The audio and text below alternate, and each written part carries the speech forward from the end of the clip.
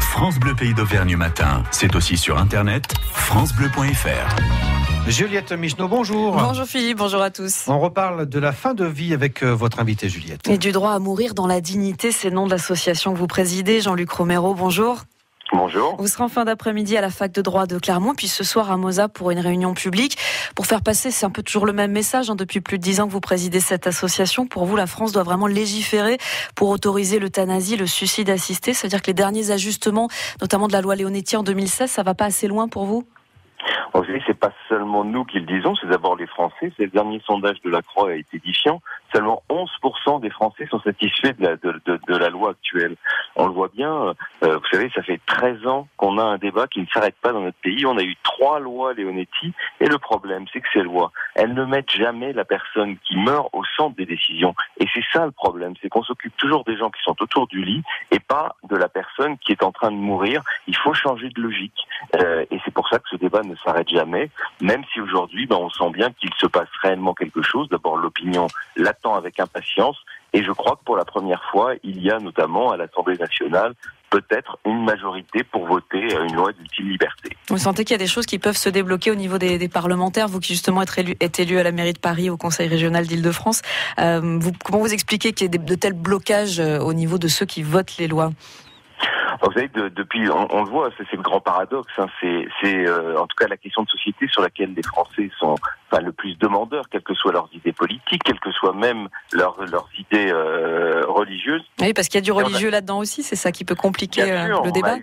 On a eu 2 lobbies. D'abord le lobby des parlementaires catholiques qui ont tout fait pour empêcher d'avoir une telle loi. Et d'ailleurs, il y a quelques jours, les évêques ont fait ce qu'ils n'ont jamais fait, c'est-à-dire une déclaration individuelle contre l'euthanasie avec les pensifs habituels. Alors que moi, je le dis clairement, une loi comme celle-là, c'est une loi de liberté. Jamais quelqu'un qui ne le souhaite pas ne sera aidé à mourir. Vous ne pensez pas qu'il peut y avoir des dérives quand même, quand on est en fin de vie, quand on fait un choix à un moment, on se dit 2 jours plus tard, peut-être qu'on aurait fait un autre choix, sauf que ce sera trop tard.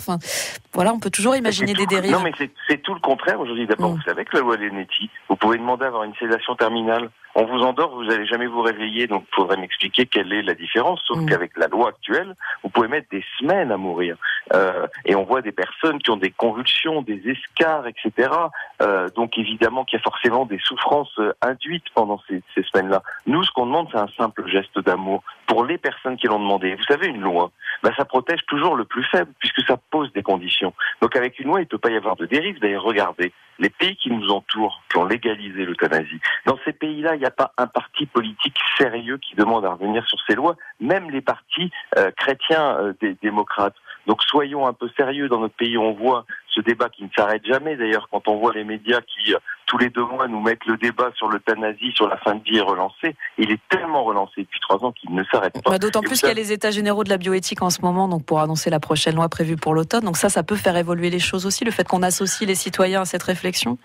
Oui, parce qu'il était temps. Parce que vous savez, jusqu'à présent, on a fait quoi ? On a confié cette question qu'à des médecins. Qui ne le voit que sur le prisme médical. Ce n'est pas une affaire médicale, c'est une affaire citoyenne. Et c'est pour ça qu'on s'est réjoui quand le président de la République, puisque ça a été son choix, et le président du Conseil consultatif national d'éthique a décidé que la fin de vie serait dans le débat des lois bioéthiques. On le voit bien. Les gens s'en emparent, puisque c'est sur le site, il y a des contributions. S'il y a 2 causes qui mobilisent les gens aujourd'hui, c'est de la fin de vie et ensuite c'est la PMA. Alors il y a le président de la République, puis il y a sa femme. Vous avez déjà interpellé François Hollande sur ce sujet, et là vous avez écrit un livre qui va sortir le 12 avril, qui s'adresse cette fois à Brigitte Macron. Pourquoi interpeller la première dame sur ce sujet ?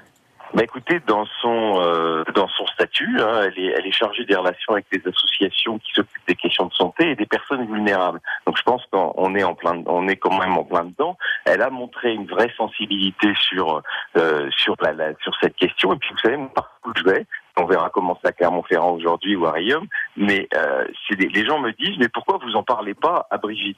Ça m'a beaucoup étonné, mais en même temps, c'est vrai que beaucoup de gens sont déçus du fait que les politiques jusqu'à aujourd'hui ne se sont pas emparés de cette question. Et donc, c'était un biais que j'ai pris de m'adresser à elle, de m'adresser à cette femme libre et indépendante en espérant qu'elle puisse convaincre et son mari et ce gouvernement d'aller plus loin, parce que vous savez, on le voit bien, aujourd'hui on a une ministre de la Santé qui résiste au maximum, qui ne respecte même pas le débat citoyen dans lequel on est, puisqu'elle nous dit tous les 3 jours dans des interviews qu'elle ne souhaite pas qu'on change de loi.